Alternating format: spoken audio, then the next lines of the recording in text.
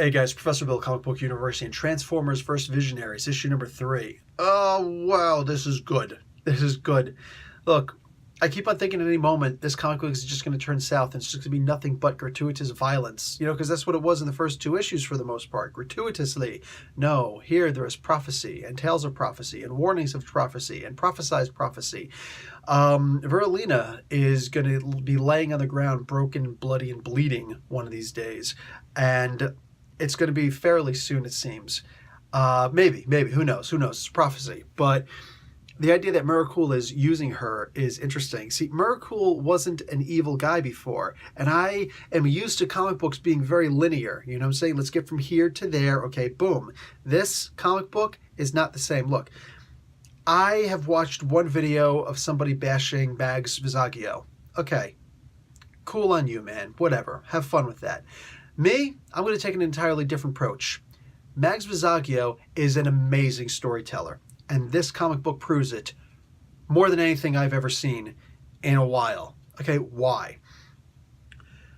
The most boring part of a conversation that you could possibly imagine ensues in this comic book. They start talking about prophecy. They start talking about, oh yeah, and in the past, you know, this is how our God was formed. And it was this girl, she took a single strand of hair and it became a star. And she kept on making more, and she kept on making more parts of herself into these different things until eventually all that was left over was her heart. And it's like, okay, boring.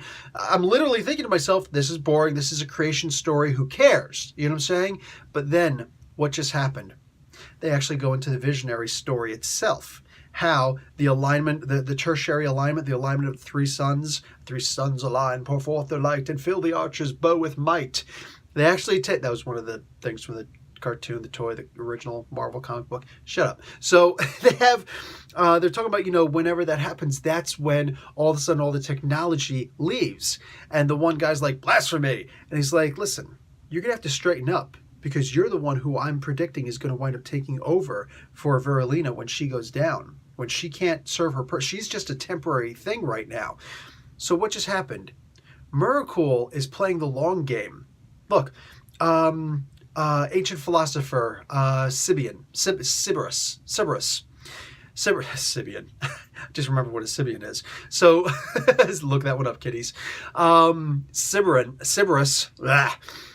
He says, there is no good, there is no evil, only a difference of opinion.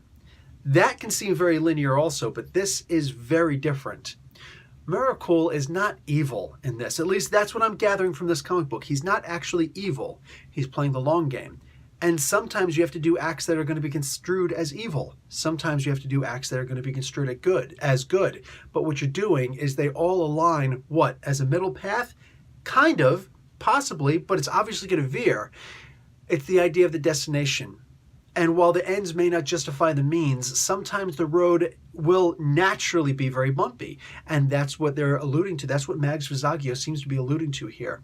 This is amazing because Miracool starts pointing out how, like it got me when he says, you know, we gave up our God so that the elite can cook their meat faster. That got me. That stopped me. I literally stopped reading the comic book. It was like, damn, this Transformers versus Visionaries just got deep. So I was talking about like microwave ovens and things like that. The idea that magic is something that is studied long and hard. Do you guys remember Avengers Disassembled? When all of a sudden, like, Scarlet Witch went crazy and boom, all this crazy stuff. And they're like, oh, it's chaos magic and whatever. And Doctor Strange had showed up and he's like, I'm going to fix this, but it's going to be hard. You know what I'm saying? Like, I don't like Scarlet Witch because magic is something that takes forever and she just has it as a mutant power. Well, that's not actually it, but okay. Anyway, talk about a simple way of looking at things.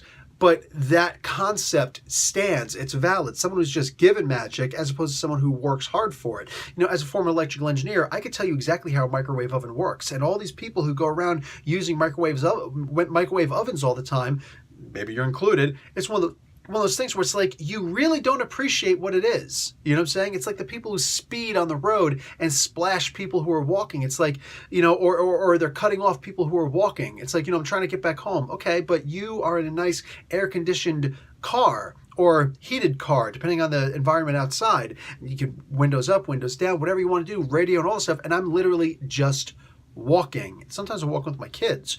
And it's like, I don't have this isolated environment, this cab that I'm in. So, it's kind of like, appreciate what you've got. You're going to get to wherever you're going, presumably, a lot faster than I am. At the very least, if we were both going to the same destination, you would absolutely get there before me. So calm down, appreciate what you got. This is exactly what Miracle is saying here.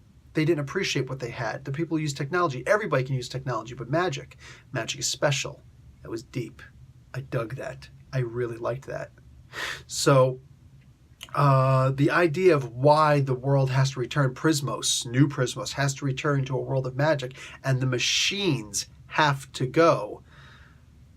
When it becomes a part of your religion, that's when all the conversation is off, right? Now, maybe it'll go deeper than that. I don't know. But for right now, that's amazing. I'm giving this comic book an A. This was great. This was great. I love how everything seemed to come together in a grand explanation. And it genuinely, like I said, I was reading this, and all of a sudden there's the part where Miracle starts yelling so they can cook their meat faster, and I stopped reading because it's like, I'm right now blown away. That was awesome. I love it when you can get philosophical in a comic book, and it doesn't take away from the comic book. It quite literally only adds to it. That was perfect. Loved it. All right, guys, that's it for me. Professor Bill, Comic Book University. Class dismissed.